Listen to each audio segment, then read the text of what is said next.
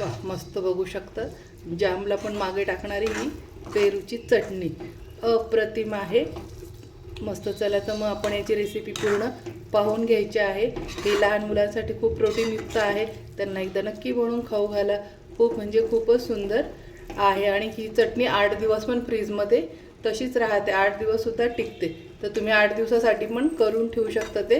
आणि थंड, ही चटणी गरमपेक्षा थंड फ्रीजमध्ये ठेवून जेव्हा खातो आपण थंड थंड, तर खूपच सुंदर जामवाणी लागते. तुम्ही ही ब्रेडबरोबर, पोळीबरोबर मुलांना देऊ शकता, ते भाकरीबरोबर. चला तर मग आता झटपट याची रेसिपी पाहून घेऊया.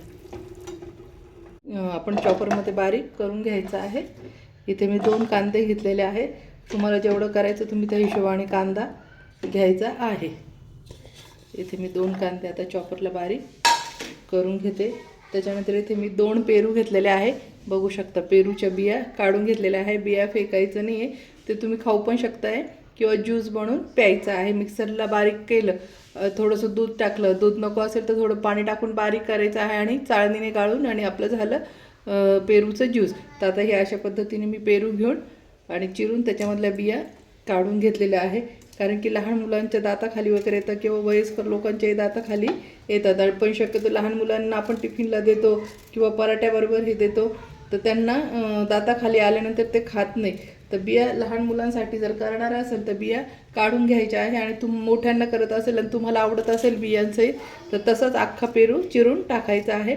पण इथे मी लहान मुलीसाठी करते, तिच्या टिफिनसाठी, तर त्याच्यामुळे मी ह्या पूर्ण बिया अशा पद्धतीच्या काढून घेतलेल्या आहे. इथे मी 2 कांदे घेतले छोटे, 2 पेरू मोठे आहे. हे 2 पेरू पण इथे घेतलेले आहे.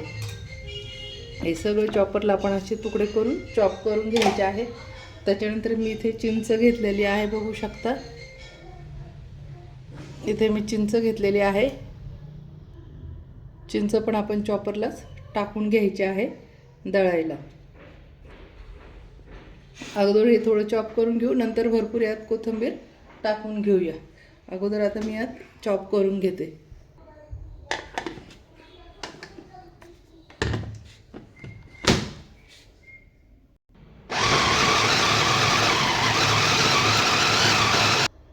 अशा पद्धतीने बारीक मी चॉप करून घेतलेली आहे. इथे मी कढीपत्ता घेतला, कढीपत्ता भरपूर घेतला आणि कोथिंबीर पण भरपूर घेतलेली आहे. तर सगळ्यात महत्त्वाचं, कढीपत्ता आपल्याला एकदम बारीक चिरून घ्यायचा आहे.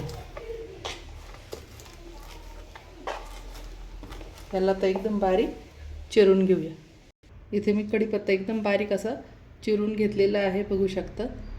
तर कढीपत्ता बारीक चिरण्याचं हे कारण आहे की लहान मुलं काढून फेकतात, कढीपत्ता खात नाही, किंवा काही मोठे माणसं पण घरातले कढीपत्ता काढून टाकतात. पण कढीपत्ता पोटात गेल्याने केसांची छान वाढ होते, केस गळणं पण थांबतात आणि केसांची वाढ होतात. आणि लहान मुलं शक्यतो कढीपत्ता खात नाही. पण मग असा बारीक चॉप करून जर टाकला, प्रत्येक भाजी तुम्ही असा बारीक चॉप करूनच टाका, म्हणजे मोठे पण आणि लहान मुले कढीपत्ता बाजूला करणं आणि पोटात जाईल. आणि केस वाढीसाठी पण खूप छान आहे. चला तर मग आता आपण बनवूया. इथे मी गॅसवर कढई ठेवली. कढईत तेल टाकून घ्यायचं आहे.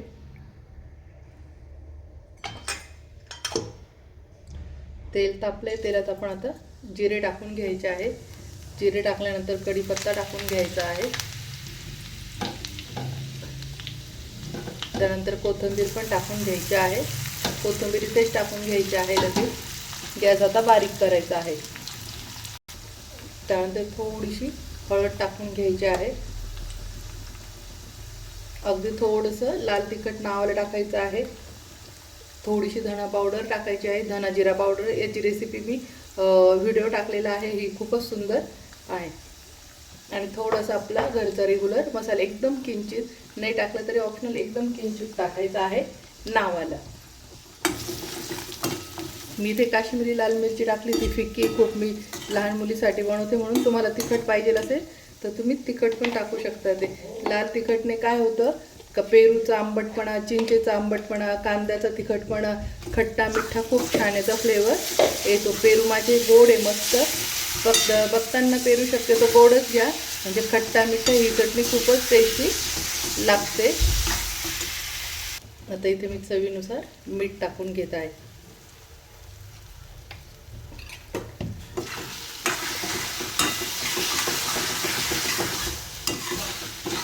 हे सर्व मस्त कालवून घ्यायचं आहे.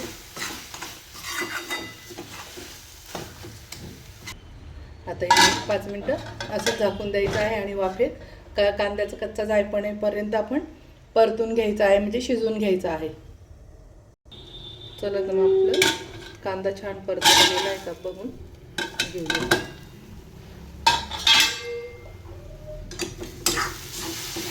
मस्त बघू शकता किती छान झालेली आहे. वासच इतका छान सुटला आहे मस्तपैकी, खूपच सुंदर. आता पुन्हा आपण जी थोडीशी उरलेली कोथिंबीर काढून ठेवली होती ती आता वरतून टाकून घ्यायची आहे. आता इथे गॅस बंद करून आणि कोथिंबीर मिक्स करून घ्यायची. तर ही तुम्ही चपातीबरोबर, पराठ्यांबरोबर देऊ शकता, ते भाकरीबरोबर पण खूप छान लागते, किंवा आलू पराठे वगैरे बी केलं तर त्याच्यामध्ये पण ही चटणी थोडीशी जर टाकली तर त्या आलू पराठ्याची चव खूप म्हणजे खूपच वेगळी लागते. आणि मुलांना तुम्ही हे टिफिनला पण देऊ शकता, ते पोळीबरोबर मस्त खूप म्हणजे खूपच छान चवीला लागते आणि लहान मुलांना तर खूपच आवडते. तर नक्की तुम्ही अशा पद्धतीने पेरूची चटणी बनवून द्या. खट्टा मिठ्ठा इतकं छान म्हणजे टेस्ट येते ना, की आपण जे च्यवनप्राश किंवा जाम खातो तर त्याच्यापेक्षा पण याची चव खूप छान आहे आणि हेल्दी पण आहे. तर मुलं असे फळं खात नाही तर त्यांना अशा पद्धतीने नक्की बनवून द्या. तर चला तर मग भेटूया अशाच नवीन नवीन रेसिपीमध्ये. तोपर्यंत मस्त खा आणि मस्त राहा. आणि अशाच नवीन नवीन रेसिपी पाहण्यासाठी माझ्या चॅनलला सबस्क्राईब करा, शेअर करा आणि फॉलो करायला विसरू नका. बाय बाय मैत्रिणींनो.